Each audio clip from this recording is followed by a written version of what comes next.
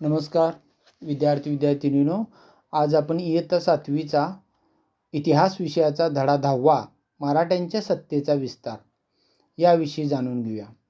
यापूर्वीच्या पाठांमध्ये आपण बघितलेलं होतं की शिवाजी महाराजांची संपूर्ण कारकीर्द बघितली, त्यानंतर संभाजी महाराजांची, त्यानंतर राजाराम महाराजांची, त्यानंतर येसूबाई, ताराबाई या लढवय्या आपल्या ज्या संभाजी महाराजांची पत्नी येसूबाई आणि राजाराम महाराजांची पत्नी ताराबाई या दोघींनीही कसे मराठ्यांच्या स्वातंत्र्य संग्रामात कसं हिरिरीने भाग घेऊन किती चांगल्या पद्धतीनं लढा दिला होता आणि आपलं स्वातंत्र्य अबाधित ठेवलं होतं हे आपण सगळं जाणून घेतलेलं आहे. आता त्यानंतरच्या भागामध्ये आपण आजपासून सुरुवात करतोय आणि तो आहे मराठ्यांच्या सत्तेचा विस्तार. इथपर्यंत औरंगजेब बादशाचं अस्तित्व होतं, पण इथं औरंगजेब मृत्यू पावल्यानंतर पुढं मराठ्यांनी कसा सत्तेचा विस्तार केला याविषयी आपण आज जाणून घ्यायचं आहे. मराठ्यांनी केलेल्या स्वातंत्र्य संग्रामाच्या आरंभी मुघल सत्ता आक्रमक होती, तर मराठ्यांचे धोरण बचावायचे होते. या स्वातंत्र्य संग्रामाच्या अखेरीस मात्र परिस्थिती उलट झाली. मराठ्यांनी चढाईचे आणि मुघलांनी बचावाचे धोरण स्वीकारले. म्हणजे ज्यावेळी सुरुवातीला संघर्ष सुरू झाला मराठ्यांचा आणि मुघलांचा, तर त्यावेळी मुघल हे आक्रमक होते, म्हणजे ते हल्ला करत होते, ते लढाईला येत होते आणि मराठी काय करत होते, बचाव करत होते आपला. म्हणजे त्यांच्या तावडीतून आपण सुटका कशी करावी, आपले किल्ले कसे वाचवावेत, गनिमी काव्यानं वगैरे असं कसं कमी फौज असल्यामुळे कसं त्यांच्याशी लढा द्यायचा, ह्या म्हणजे बचावात्मक धोरणातनं आपण जास्तीत जात होतं मराठी लोक. तर नंतरच्या काळात कसं झालं, परिस्थिती उलटी झाली आणि मराठ्यांनी चढाईचे म्हणजे मराठे हल्ला करू लागले आणि मुघलांनी बचावायचे धोरण स्वीकारले. म्हणजे उलटी परिस्थिती झाली. 18व्या शतकाच्या उत्तरार्धात मराठ्यांनी मुघल सत्तेला नमवून जवळजवळ भारतभर आपला सत्ता विस्तार केला. त्याचा अभ्यास आपण या पाठात करणार आहोत. म्हणजे 18व्या शतकाचा जो उत्तरार्ध होता तो त्या कालावधीमध्ये मराठ्यांनी जवळजवळ भारतभर आपला सत्ता विस्तार केला होता. मुघलांना नमवणे म्हणजे हरवत असं अशा पद्धतीनं आक्रमक धोरण त्यांनी ठेवलेलं होतं मराठी सत्तेधाऱ्यांनी. आता बघा, शाहू महाराजांची सुटका. औरंगजेब बादशाच्या मृत्यूनंतर त्याच्या मुलांमध्ये दिल्लीच्या गादीसाठी संघर्ष सुरू झाला. म्हणजे औरंगजेब बादशाह ज्यावेळी वारला त्यानंतर त्याची जी मुलं होती त्यामधला कोण गादीवर बसणार, औरंगजेबची गादी कोण चालवणार याविषयी संघर्ष सुरू होता. म्हणजे लढाई सुरू होती, एकमेकांच्यात भांडणे सुरू होती. बादशाह आझमशाह हा दक्षिणेत होता, शहजादा आझमशाह हा दक्षिणेत होता. म्हणजे औरंगजेबचा एक मुलगा शहजादा आझमशाह हा दक्षिणेत होता, म्हणजे दक्षिण भारतात. आणि बादशाही तख्त हस्तगत करण्यासाठी तो त्वरेने दिल्लीला निघाला. म्हणजे बादशाचा मृत्यू झाल्यानंतर ते बादशाचं जी गादी आहे ती आपण मिळवण्यासाठी तो दक्षिणेकडून दिल्लीला निघाला लगेच. राजपुत्र शाहू त्याच्या ताब्यात होते. म्हणजे राजपुत्र शाहू जे संभाजी महाराजांचा मुलगा ते यांच्या ताब्यात होतं. कुणाच्या? त्या आझमशाहच्या ताब्यात होते, औरंगजेबाच्या मुलग्याच्या. मग त्याने काय केलं, त्या आझमशाहने, की राजपुत्र शाहू त्याच्या ताब्यात होते. शाहू महाराजांना कैदेतून सोडवलं तर महाराणी ताराबाई आणि शाहू महाराज यांच्यात छत्रपतींच्या गादीसाठी कलह होईल आणि मराठ्यांचे सामर्थ्य खच्ची होईल असे आझमशाहला वाटले, म्हणून त्याने शाहू महाराजांची सुटका केली. म्हणजे शाहू महाराज आझमशाहच्या ताब्यात होते, पण त्याने काय विचार केला की जर शाहू महाराजांना आपण सोडलं तर ताराबाई आता तिथं जे राज्य करत आहेत मराठ्यांचं, तर त्यांच्यात आणि शाहू महाराज या दोघांच्यात गादीसाठी कलह निर्माण होईल, म्हणजे भांडण निर्माण होईल आणि त्याचा फायदा मुघलांना मिळेल. या उद्देशानं त्यानं शाहू महाराजांना आपल्या कैदेतून सोडलं. शाहू महाराज म्हणजे कोण? संभाजी महाराजांचा मुलगा.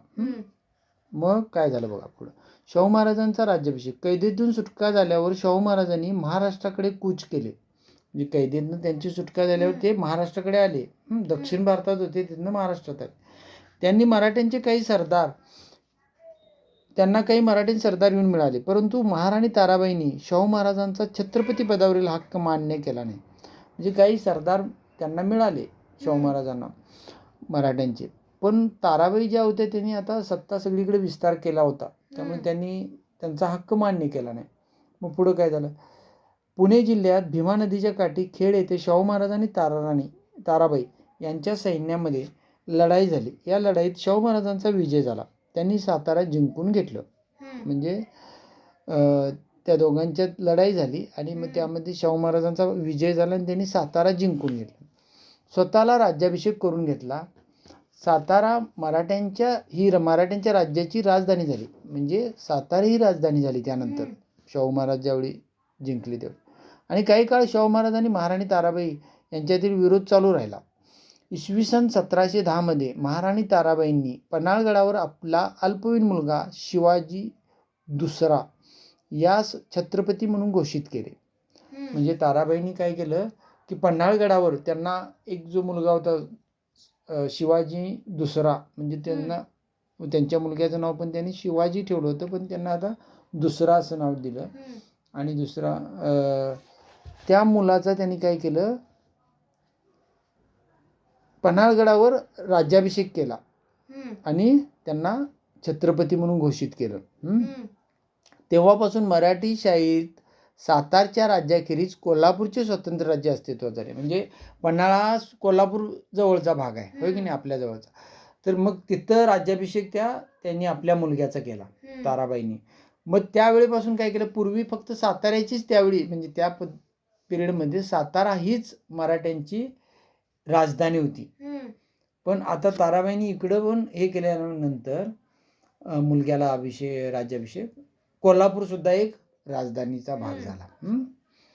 मग काय झालं पुढे, शाहू महाराजांचे पूर्वायुष्य मुघलांच्या छावणीत गेल्यामुळे त्यांना मुघलांचे राजकारण जवळून पाहायला मिळाले. म्हणजे हे जे शाहू महाराज होते यांनी जास्तीत जास्त वेळ मुघलांच्या ताब्यातच राहिले होते. त्यामुळे त्यांनी मुघल कशा पद्धतीने राजकारण करतात, कशा पद्धतीनं प्रांत जिंकतात, कशा पद्धतीनं सैनिकांना प्रशिक्षण देतात, हे सगळं त्यांनी जवळून बघितलं होतं, अभ्यास केला होता त्यांचा. त्यामुळं काय झालं, त्यांनी मुघलांच्या व विशेषतः उत्तर भारताच्या राजकारणामधील खाचाखोचा त्यांना समजल्या होत्या. म्हणजे मुघल कशा पद्धतीनं राजकीय डावपेच करतात, काय करतात, आणि उत्तर भारतात म्हणजे इकडं दिल्लीच्या भागातली सुद्धा काय असते राजकारण, कशा पद्धतीचं असते, हे सगळं त्यांनी ज्यावेळी त्या मुघलांच्या छावणीत होते त्यावेळी हा सगळा अभ्यास केला होता. त्याचा फायदा त्यांनी स्वतः छत्रपती झाल्यानंतर मिळवला. मग कसा मिळवला, तर मुघल सत्तेच्या बलस्थानाची आणि कमतरतांची त्यांना चांगली माहिती झाली होती. म्हणजे मुघल सत्ता जी आहे त्याची बलस्थानं काय आहेत, की त्यांचं पॉवर कुठल्या गोष्टीत आहे आणि कमकुवत बाजू त्यांची कुठली आहे, म्हणजे कुठं त्यांचं कमजोरी आहे, ह्या गोष्टीमध्ये कमजोरी आहे असं समजलं तर मग त्या गोष्टीला आपण हे करायचं आणि आपण तिथं त्यांना लढाईत हरवायचं, अशा पद्धतीने त्याचा उपयोग करता येतोय असं त्यांनी ठरवलं. आणि हे सगळं त्यांना माहिती होतं. शिवाय मुघल दरबारातील प्रभावशाली व्यक्तींशी त्यांचा परिचय झाला होता आणि त्यांच्या सानिध्यात असल्यामुळे मुघल दरबारात कोण प्रभावशाली व्यक्ती आहेत, कोण तिथं कुणाची पॉवर जास्त आहे, त्या लोकांची सुद्धा त्यांची ओळख झालेली होती. या सर्व बाबीचा उपयोग त्यांनी बदलत्या परिस्थितीत मराठ्यांच्या राजकारणाची दिशा ठरवण्यासाठी झाला. म्हणजे या सगळ्या गोष्टी जो अभ्यास त्यांचा होता तो आता बदललेल्या कारकिर्दीत मराठ्यांची कशा पद्धतीचं राजकारणाची दिशा असावी हे ठरवण्यामध्ये त्यांनी त्याचा उपयोग केला. मराठ्यांचा नाश करण्याचे पूर्वीचे औरंगजेबाचे धोरण त्याच्या वारसदारांनी आता सोडले होते. म्हणजे औरंगजेब ज्यावेळी होता त्यावेळी त्याचं धोरण काय होतं की मराठी सत्ता संपुष्टात आणायची आणि संपूर्णतः मुघलांचं साम्राज्य उभा करायचं. पण औरंगजेबच्या मृत्यूनंतर त्याची जी मुलं होती त्यांनी या गोष्टीत काही इंटरेस्ट घेतला नाही, रस घेतला नाही, त्यांनी त्यात काय भाग घेतला नाही. त्यामुळं कसं झालं, जो औरंगजेबाचा हेतू होता तो आता थांबलेला होता. त्यामुळे आता मुघल सत्तेशी संघर्ष करण्याऐवजी तिचे रक्षक म्हणून पुढे येऊन त्याच भूमिकेतून आपल्या सत्तेचा विस्तार करायचा असे नवे राजकीय धोरण मराठ्यांनी स्वीकारले. त्यामुळं कसं झालं की त्यांनी काय हल्ला करणार नव्हते मुघल हे माहीत होतं. मग आपण यांनी काय केलं मराठ्यांनी की त्यांचे रक्षक आहोत आपण अशी भूमिका ठेवायची आणि आपला हळूहळू सगळा सत्ता विस्तार करायचा, अशी एक सूत्र त्यांनी अवलंबलं. राजकीय धोरण मराठी नवे देवालय बांधल्याने जे पुण्य मिळते तेच जुन्या देवळाचा जीर्णोद्धार केल्याने मिळते, हे या धोरणाचे सूत्र होते. म्हणजे समजा नवीन देऊळ बांधलं तर जे पुण्य मिळणार आहे तेच पुण्य जर एखादं जुनं देऊळ आहे तेच पाडून व्यवस्थित डागडुजी करून पाडण्यापेक्षा व्यवस्थित केलं, त्याचं गळती काढली, त्याच्या भिंती व्यवस्थित केल्या, दारवाज व्यवस्थित केलं आणि त्याचं स्वच्छता ठेवली आणि व्यवस्थित केलं तर ते कसं उपयुक्तच ठरतं ना. मग ते धोरण मराठ्यांनी ठेवलं होतं. नवीनच मंदिर बांधण्याऐवजी आहे ते जुनंच खरं व्यवस्थित करायचं. मुघल सत्तेला जशी वायव्येकडून होणाऱ्या इराणी अफगाणी आक्रमणाची भीती होती तसाच आसपासच्या पठाण, राजपूत, जाट, रोहिले यासारख्या स्थानिक सत्ताधाऱ्यांचीही धोका होता. म्हणजे मुघल सत्तेला कुणाकुणाची भीती होती? इकडं वायव्य भागात, भारताचा वायव्य भाग इकडं जो होता तिकडून अफगाणी लोक आणि इराणी लोक हे आक्रमण करत होते, त्यांची भीती होती. तशाच पद्धतीची आसपासच्या जवळपास म्हणजे राज्यातल्या पठाण, राजपूत, जाट, रोहिले यासारख्या स्थानिक सत्ताधीशांचाही धोका होता. म्हणजे अंतर्गत भारताच्या हिंदुस्थानाच्या अंतर्गतच जे प्रांत होते जिथं काही पठाणांचा प्रांत होता, काही जाट लोकांचा होता, काही राजपूत लोकांचं होतं, ते ह्यांचा सुद्धा त्या मुघलाच्या सत्तेला धोका होता. शिवाय दरबारात चालणारी सत्ता स्पर्धा आणि संघर्ष यामुळेही मुघल सत्ता आतून पोखरून निघाली होती. म्हणजे दरबार जो असतो त्यातले जे अधिकारी असतात, जे प्रधानमंडळ असतं, त्यात सुद्धा स्पर्धा चालली होती आणि संघर्ष चालला होता, वादविवाद होता एकमेकांची. म्हणजे ह्याची सत्ता आपण मिळवायची, त्याचे स्थान आपण मिळवायचं, अशासाठी कट चालू होते. आणि ह्यामुळं काय झालं होतं, मुघल सत्ता पोखरून गेली होती, सगळी कमकुवत होत चालली होती. यामुळे दिल्ली दरबाराला मराठ्यांच्या साह्याची गरज होती. त्यामुळं कसं झालं होतं, दिल्लीत जो दरबार, दिल्लीचा जो सत्ता होती तिथं मराठ्यांची सहाय्यता मिळावी अशी तिथं अपेक्षा निर्माण झाली होती. मग आता त्याचं कसं झालं बघा पुढं. मग शाहू महाराजांनी काय केलं, मुघलांच्या कैदेतून मुक्तता झाल्यावर आता बाळाजी विश्वनाथ म्हणून हे एक व्यक्तिमत्व आहे. यांची आता मराठ्यांच्या कसं सत्ता विस्तारात भूमिका आहे बघूया. शाहू महाराजांची मुघलांच्या कैदेतून मुक्तता झाल्यावर त्यांनी बाळाजी विश्वनाथ भट याला पेशवा केले. म्हणजे बाळाजी विश्वनाथ भट्ट म्हणून जे गृहस्थ होते त्यांना शाहू महाराजांनी पेशवा हे पद दिलं. बाळाजी मूळचा कोकणातील श्रीवर्धन गावचा, तो कर्तृत्वान व अनुभवी होता. म्हणजे बाळाजी हे जे होते ते कोकणातील श्रीवर्धन गावचे होते, ते कर्तृत्वान आणि अनुभवी होते. म्हणजे त्यांना राजकारणाचा भरपूर लढाईचा अनुभव होता आणि कर्तृत्व गाजवलेलं होतं. शाहू महाराज हेच मराठ्यांच्या राज्याचे खरे वारस आहेत हे पटवून देऊन अनेक सरदारांना त्यांनी शाहू महाराजांकडे वळवले होते. कान्होजी आंग्रे हा मराठ्यांच्या आरमाराचा प्रमुख होता. त्याने महाराणी ताराबाईंची बाजू घेतली. त्याने शाहू महाराजांच्या मुलकावर हल्ले केले, त्यामुळे त्यांच्यावर कठीण परिस्थिती निर्माण झाली. या परिस्थितीमध्ये त्यांनी बाळाजीला कान्होजी आंग्रे विरुद्ध पाठवले. बाळाजीने युद्ध टाळून मुत्सद्देगिरीने कान्होजी शाहू महाराजांकडे वळवले. तर अशा पद्धतीने हे बाळाजी विश्वनाथ हे शाहू महाराजांनी एक नवीन व्यक्तिमत्व आपल्या राजकारणाच्या ह्याच्यामध्ये आणलं होतं. तर आता पुढं कसं होतं, चौथाई सर देशमुखाच्या संधा. म्हणजे काय, शाहू महाराजांचे आसन महाराष्ट्रात बळकट केल्यावर बाळाजीने आपले लक्ष उत्तरेकडील राजकारणाकडे वळवले. म्हणजे आता शाहू महाराजांचं इथं स्थान फिक्स झालं, आता जाम झालं.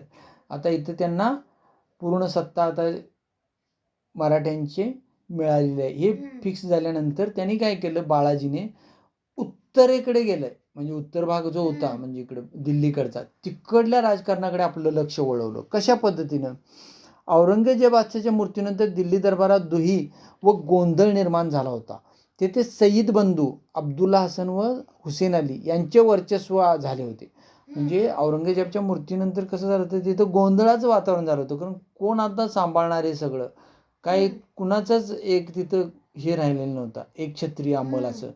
त्यामुळं काय झालं, तिथं दोन सईद बंधू म्हणून होते, अब्दुल्ला हसन व हुसेन अली यांचे वर्चस्व निर्माण झाले होते. ही दोघांनी आता त्या दिल्लीवर वर्चस्व आपलं ठेवलं होतं. त्यांच्या मदतीने बाळाजीने 1719 मध्ये मुघल बादशाहकडून दख्खनच्या मुघल प्रदेशातून काही ठिकाणी चौथाई तर काही ठिकाणी सरदेशमुखी वसूल करण्याच्या सनदा मिळवल्या. म्हणजे आता बघा हे काय केले बघा बाळाजीने. तर बाळाजीनं काय केलं, जो औरंगजेब जेव्हाच्या तिथे दिल्ली दरबारात ज्यांचं आता वर्चस्व होतं, हे दोन सय्यद बंधू होते, त्यांच्याशी संपर्क साधला आणि त्यांच्याशी संपर्क साधून काय केलं की मुघल बादशाहकडून दख्खनच्या मुघल प्रदेशातून काही ठिकाणी, दख्खन जो भाग आहे तिथं काही मुघलांचा प्रदेश होता मुघलांनी जिंकलेला, तर त्या ठिकाणी चौथाई आणि काही ठिकाणी सरदेशमुखी वसूल करण्याच्या संधी मिळवल्या. म्हणजे काही भागात चौथाई आणि काही भागात सरदेशमुखी हे वसूल करायच्या हक्क बाळाजीने मिळवले. तर चौथाई म्हणजे काय, महसूल उत्पन्नाचा 1/4 भाग. म्हणजे आता समजा एखादा भाग आहे, एखादा जिल्हा आहे, तर त्या जिल्ह्यातलं चौथाई तुम्हाला घ्यायचं, जे काय महसूल होईल त्यातला, तुम्ही जो गोळा करतील महसूल त्यातला चौथाई तुम्हाला, असं त्या सय्यद बंधूंनी अधिकार बाळाजींना दिला. मग बाळाजी काय करायला लागले, तो जो प्रांत होता मुघलांचा जो त्यांनी दख्खनचा, तर त्या प्रांतातला जो भाग बाळाजींना देण्यात आला होता, तर त्या भागात ते काही ठिकाणी चौथाई घेत होते. म्हणजे जो एकूण समज आता महसूल विभाग, महसूल म्हणजे काय, शेतसारा अमुक तमुक कर बीर गोळा होतात ना, तर तो कर समजा एक 10,000 गोळा झाला, तर त्यातला चौथाई कर बाळाजींना मिळत होता. म्हणजे इकडल्या मराठ्यांच्या यांना मिळत होता. तर काही ठिकाणी सरदेशमुखी वसूल करण्याच्या संधी. सरदेशमुखी म्हणजे काय, 1/10 भाग, म्हणजे जो कर गोळा होईल त्यातला 10वा भाग तुम्हाला घ्यायचा. अशा पद्धतीने बाळाजींनी करामध्ये आपला हिस्सा मिळवायला सुरू केला. कळालं काय, म्हणजे त्या भागातला जो सय्यद बंधू होते त्यांच्या शी संपर्क साधून हा भाग मी ह्या भागातला मी चौथाई म्हणजे 1/4 भाग घेणार, म्हणजे 100 रुपयातलं 25 रुपये मी घेणार. आणि काही भागामध्ये सरदेशमुखी भाग म्हणजे काय, 1/10 भाग, म्हणजे 100 रुपयात असलं तर त्यातलं 10वा भाग आम्हाला घेणार. अशा पद्धतीने बाळाजीनं ती रचना केली. कळालं आता. चौथाई भाग म्हणजे 25 रुपये, 25%, 100रातलं 25 रुपये. 100 रुपये जर कर गोळा केला तर 25 रुपये हे बाळाजींना मिळणार. बाळाजी म्हणजे मराठ्यांच्या विभागाला मिळणार. आणि जर काही ठिकाणी सरदेशमुखी म्हणजे 100 रुपये कर गोळा केला तर त्यातला किती टक्के, 10%, म्हणजे 10 रुपये इकडे बाळाजींनी आपल्या स्वराज्यासाठी ते मिळवण्याचा हे चालू केला.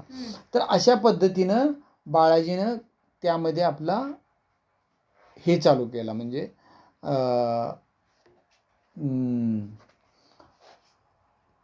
आपलं मराठ्यांच्या जे सत्ता होती त्याचा विस्तार चालू केला. आता बघा पुढं पहिला बाजीराव. पहिला बाजीराव म्हणजे कोण, हा इथे चित्र दिले बघा, पहिला बाजीराव. हा पहिला बाजीराव, हे चित्र आहे शाहू महाराजांचं आहे. हे आहे आणि हे पहिला बाजीराव.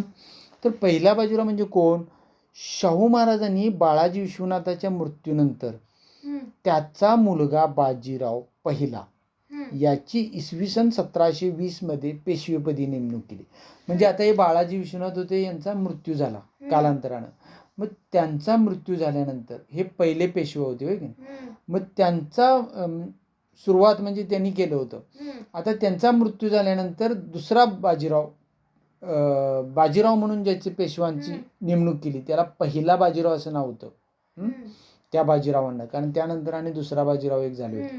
त्यामुळे हे जे झाले होते हे पहिला बाजीराव यांची नेमणूक, त्यांचा मुलगा तो बाळाजी विश्वनाथांचा मुलगा पहिला बाजीराव, तर इसवी सन 1720 मध्ये पेशवेपदी नेमणूक केली. तर पेशवेपदाच्या 20 वर्षाच्या कालावधीत त्याने मराठ्यांच्या सत्तेचा विस्तार घडवून आणला. म्हणजे हा जो पहिला बाजीराव जे होते यांनी 20 वर्ष पेशवेपद हे केलं होतं, सांभाळलं होतं. आणि यामध्ये मराठ्यांचा सत्ता विस्तार करण्यात खूप मोठी भूमिका त्यांनी बजावली होती. आता बघूया निजामाचा पालखेड येथे पराभव. मुघल बादशाह फर्रुखसिंह याने निजाम उल मुल्क याची दख्खनचा सुभेदार म्हणून नेमणूक केली. इसवी सन 1713 मध्ये निजामाने हैदराबाद येथे आपले वेगळे अस्तित्व निर्माण करण्याचा प्रयत्न केला. म्हणजे मुघल बादशाह फरुखसिया याने निजाम उल मुल्क यांची दख्खनचा सुभेदार म्हणून नेमणूक केली आणि 1713 निजामाने हैदराबाद येथे आपले वेगळे अस्तित्व निर्माण करण्याचा प्रयत्न केला. मग बादशहाने मराठ्यांना दक्षिणेचा मुघल सुभ्यातून चौथाई सरदेशमुखी वसूल करण्याचे अधिकार दिले होते. कारण ते चौथाई मगाशी बघितलं होतं आणि सरदेशमुखी वसूल करण्याचे अधिकार दिले होते बादशहातर्फे. तर याला निजामाचा विरोध होता. म्हणजे दिल्लीतनं याला परवानगी होती पण निजामाचा त्याला विरोध होता. हे मराठ्यांना वसूल करू देऊ नका असं त्यांचं मत होतं. तर याला निजाम त्याने पुणे परगण्याचा काही भाग जिंकून घेतला. बाजीरावाने निजामाला शह देण्याचे ठरवले. मग काय केलं, या निजामानं काय केली की पुण्यातला जो भाग होता म्हणजे जे आता मराठी लोक त्यातलं हे सारा शेतसारा म्हणजे जे काही उत्पन्न मिळवत होते तो त्यातला पुण्याचा भाग त्याने जिंकून घेतला. मग बाजीरावनं काय केलं की आता या निजामाला शह द्यायचं, या निजामाला आता आपण लढाई द्यायची असं ठरवलं. त्याने निजामाचा औरंगाबाद जवळ पालखेड येथे पराभव केला. मग त्यांनी काय केलं, बाजीरावनी निजाम विरुद्ध एक लढाई केली आणि औरंगाबादमध्ये निजामाचा पराभव केला. तेव्हा त्याने मराठ्यांचा चौथाई आणि सरदेशमुखी वसूल करण्याचा हक्क मान्य केला. मग पराभव केल्यानंतर निजामानं पण मग जे काही तुमचं चौथाई आणि सरदेशमुखी गोळा करताय ते मान्य केलं. त्यांना अधिकार दिला. मुघल सत्ता कमकुवत झालेली असल्याने उत्तरेला सत्ता विस्तार करण्यास अधिक वाव आहे हे बाजीरावाने ओळखले होते. शाहू महाराजांनी त्याच्या धोरणाला पाठिंबा दिला. म्हणजे बाजीरावने ओळखलं होतं की आता इकडं उत्तरेमध्ये म्हणजे जी इकडली राज्य आहेत, दिल्लीचा आसपासचा भाग आणि दिल्ली, इथं आता मुघलशाही कमजोर झाल्या आणि त्यामुळं आपला मराठ्यांचा सत्ता विस्तार तिकडे हळूहळू वाढवत जाऊया हे बाजीरावाने धोरण आखलं. आणि मग शाहू महाराजांना पण ते पटलं आणि त्यांनी त्याला मान्यता दिली, चालेल म्हणून सांगितलं. मग काय केलं बघा बाजीराव, माळवा आजच्या मध्य प्रदेशातील माळवा हा भाग मुघलांच्या ताब्यात होता. म्हणजे आता सध्या तो मध्य प्रदेशातला एक भाग आहे माळवा म्हणून, तो त्यावेळी मुघलांच्या ताब्यात होता. मग बाजीरावने काय केलं, आपला भाऊ चिमाजी अप्पा याच्या नेतृत्वाखाली मल्हारराव होळकर, राणोजी शिंदे व उदाजी पवार यांना माळव्यात पाठवलं.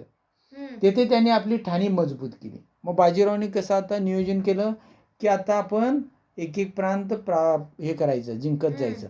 मग त्याने काय केलं की मध्य प्रदेशातला माळवा प्रांत पहिला ठरवला आणि तिथं काय केलं त्याने बाजीरावनं, आपला भाऊ बाजीरावांचा भाऊ चिमाजी अप्पा यांना प्रमुख केलं, लीडर.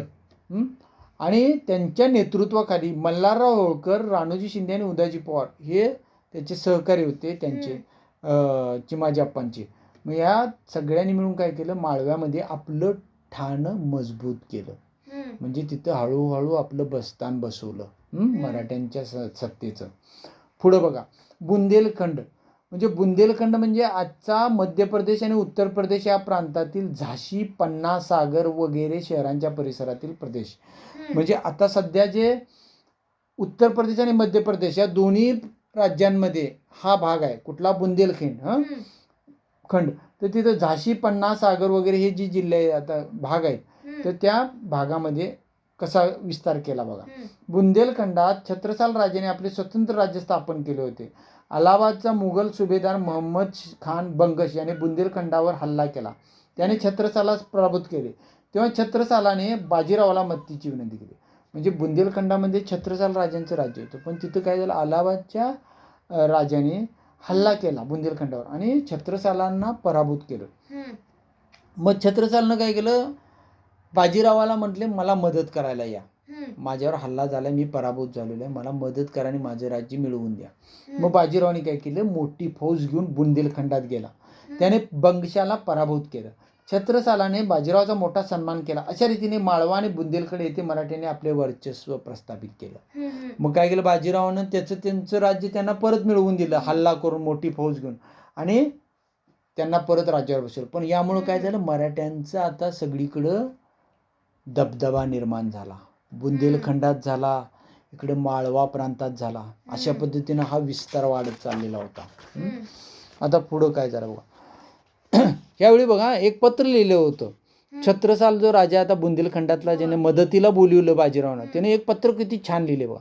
छत्रसालाने मदतीकरता बाजीरावाला पत्र लिहिले. त्यात त्याने लिहिले, जो गत आह गजेंद्र की वह गत आई है आज, बाजी जान बुंदेल की बाजी राखो लाज. म्हणजे मगरीनं पाय धरलेल्या गजेंद्रासारखी माझी अवस्था झालेली आहे. मी आता मोठ्या संकटात आहे. आता माझी लाज राखणारा तूच आहेस. म्हणजे ज्यावेळी हत्ती पाणी प्यायला वगैरे जातो आणि पाणी पिताना असं बाहेर पडत असतो आणि मगर येऊन पाय धरते आणि हत्तीला ओढायला लागते, खेचायला लागते, आणि हत्तीला बाहेर पाण्याच्या पडण्यासाठी जी प्रयत्न करायला लागत असतो, जो आटोकाट प्रयत्न करत असतो मगरीच्या तावडीतून सुटका करून घेण्यासाठी, तशी माझी आज अवस्था झालेली आहे. या म्हणजे दुसरा राजा जो हल्ला केलेला आहे, तर त्या बंगशा मोहम्मदशा बंगस यानं माझा पाय तोंडात धरलेल्या हत्तीसारखी त्यानं अवस्था केलेली आहे. आणि तू मला ताबडतोब येऊन या मगरीच्या तावडीतनं हत्तीला सोडव, तसं मला सोडव, असं पत्र बाजीरावाला लिहिलेलं होतं. तर बाजीरावाने बादशाकडे माळव्याच्या सुभेदारीची मागणी केली. त्याने ही मागणी अमान्य केली. म्हणून बाजीराव मार्च 1737 मध्ये दिल्लीवर स्वारी करण्याच्या उद्देशाने दिल्लीच्या सीमेवर जाऊन धडकला. म्हणजे आता माळवा प्रांतामध्ये सुद्धा चिमाजी अप्पा होळकर वगैरे हे जे मोठमोठे योद्धे जाऊन त्यांनी माळवा प्रांत आपला छानपैकी ताब्यात घेतलेला होता. तिथं आपलं सत्ता प्रस्थापित करायचा त्यांनी आपली ठाणी मजबूत केली होती. मग आता बाजीरावनं काय केलं, बादशाला काय सांगितलं की हा प्रांत आम्हाला द्या आता, माळवा प्रांत. पण बादशानं ते द्यायला नकार दिला. मग दिल्यानंतर नकार बाजीरावनं त्यांच्याशी युद्ध करण्याच्या दृष्टीनं दिल्लीच्या सीमेवर जाऊन धडकला. तिथं काय झालं बघा, भोपाळची लढाई. बाजीरावाच्या स्वारीमुळे बादशाह अस्वस्थ झाला. त्याने निजामाला दिल्लीच्या रक्षणासाठी बोलवून घेतले. प्रचंड फौजेनेशी निजाम बाजीराव विरुद्ध चालून गेला. बाजीरावाने भोपाळ येथे त्याचा पराभव केला. निजामाने मराठ्यांना माळव्याच्या सुभेदारीची सनद बादशाकडून मिळवून देण्याची मागणी केली. म्हणजे काय केलं मग, मुघला म्हणजे ज्यावेळी बादशावर हल्ला करण्यासाठी बाजीराव गेला, त्यावेळी बादशाने काय केलं, निजामाला बोलवून घेतलं आपल्या रक्षणाला, आणि निजाम आणि बादशाह मिळून बाजीरावाला पराभूत करायचा प्रयत्न केला. पण झालं तसं नाही, उलटच झालं की बाजीरावाने निजामाचाच पराभव केला. त्यामुळं मग काय झालं की निजामानं जो माळव्याचा प्रांत होता, चिमाजी अप्पा होळकर त्यांनी गेलेले होते, तर तो प्रांत सनद म्हणून सुभेदारीची सनद म्हणून मराठ्यांना दिला, माळव्याचा प्रांत. आता पुढं पोर्तुगीजांचा पराभव. कोकण किनारपट्टीवरील वसई आणि ठाणे हे भाग पोर्तुगीजांच्या ताब्यात होते. पोर्तुगीज सत्ताधीश प्रजेवर जुलूम करत होते. बाजीरावाने आपला भाऊ चिमाजी अप्पा यास त्यांचे पारिपत्य करण्यासाठी पाठवले. त्याने ठाणे व आसपासचा प्रदेश जिंकून घेतला. त्यानंतर म्हणजे पोर्तुगीज सुद्धा इंग्रजांचं जसं राज्य होतं तसं त्यावेळी पोर्तुगीजांचं राज्य होतं. कुठल्या भागात, ठाणे आणि वसई ह्या भागात. मग तिथं चिमाजी अप्पा बाजीरावाने आपल्या भावाला पाठवलं आणि तो प्रांत जिंकून घेतला, ठाणे आणि आसपासचा भाग. त्यानंतर 1739 मध्ये त्याने वसईच्या किल्ल्याला वेढा घातला. तो किल्ला अतिशय मजबूत होता. पोर्तुगीजांजवळ प्रभावी तोफा होत्या. तरीही चिमाजी अप्पाने चिकाटीने वेढा चालून पोर्तुगीजांना शरण येण्यास भाग पाडले. त्यामुळे वसईचा किल्ला व पोर्तुगीजांचा बराचसा मुलूक मराठ्यांच्या ताब्यात आला. म्हणजे बघा, वसईचा किल्ला जिंकला, ठाणे, वसई असे हे प्रांत हळूहळू चिमाजी अप्पांच्या मदतीने बाजीरावाने जिंकून घेतले. पुढं काय झालं, बाजीरावाचा मृत्यू. इराणचा बादशाह नादिरशाह याने भारतावर स्वारी केली. तेव्हा बाजीराव शाहू महाराजांच्या आज्ञेने मोठी फौज घेऊन उत्तरेला निघाला. तो ब्रह्मानपूरला पोहोचला. तोपर्यंत नादिरशाह दिल्लीतून प्रचंड संपत्ती लुटून मायदेशी परत गेला होता. म्हणजे इराणचा बादशाह नादिरशाह याने भारतावर स्वारी केली होती. कुठं, दिल्लीच्या भागामध्ये, उत्तरेला. मग हे बाजीरावांना कळालं. मग कळाल्यानंतर काय झालं की बाजीराव मोठी फौज घेऊन त्या ब्रह्मानपूरला म्हणजे इराणच्या बादशाला नादिरशाहशी लढाई करण्यासाठी गेला दिल्लीला. पण तोपर्यंत त्या बादशानं काय केलं होतं, दिल्लीतली प्रचंड संपत्ती सगळी गोळा करून तो परत इराणला गेला होता. मग एप्रिल 1740 मध्ये नर्मदा काठी रावेरखेडी येथे बाजीरावाचा मृत्यू झाला. एप्रिल 1740 मध्ये त्याचा मृत्यू झाला, बाजीरावांचा मृत्यू झाला. बाजीराव हा एक उत्तम सेनानी होता आपल्या पराक्रमाने त्याने उत्तर भारतात मराठ्यांचे वर्चस्व प्रस्थापित केले. त्याने मराठ्यांच्या सत्तेला अखिल भारतीय पातळीवरील एक प्रबळ सत्ता म्हणून स्थान मिळवून दिले. म्हणजे बाजीराव उत्तम सेनानी होता, सेनानी असा होता की त्यानं अतिशय पराक्रमी होता तो. त्यांनी काय केलं बाजीरावाने की आपल्या पराक्रमाने उत्तर भारतात मराठ्यांचे वर्चस्व प्रस्थापित केले. म्हणजे उत्तर भारताचा जो भाग होता, आपण आता बघितलं मावळ, बुंदेलखंड, ह्या भागामध्ये मराठ्यांचं वर्चस्व प्रस्थापित करून दिलं. आणि एक काळ जो आपल्याला थोडंसं बचावात्मक राजकारण करायची वेळ होती, ती आता आक्रमक पद्धतीनं राजकारण मराठ्यांनी सुरू केलं होतं आणि आपला विस्तार वाढवलेला होता. हा बाजीरावांचा खूप मोठा त्यामध्ये सहभाग होता. त्यांना सात चिमाजी अप्पा, होळकर आणि इतर जे शिंदे, पवार, गायकवाड ही जी घराणी होती त्या सगळ्यांनी त्यावेळी त्यांना साथ दिली होती. अशा पद्धतीने बाजीरावाने खूप चांगला मराठ्यांचा सत्ता विस्तार केला होता.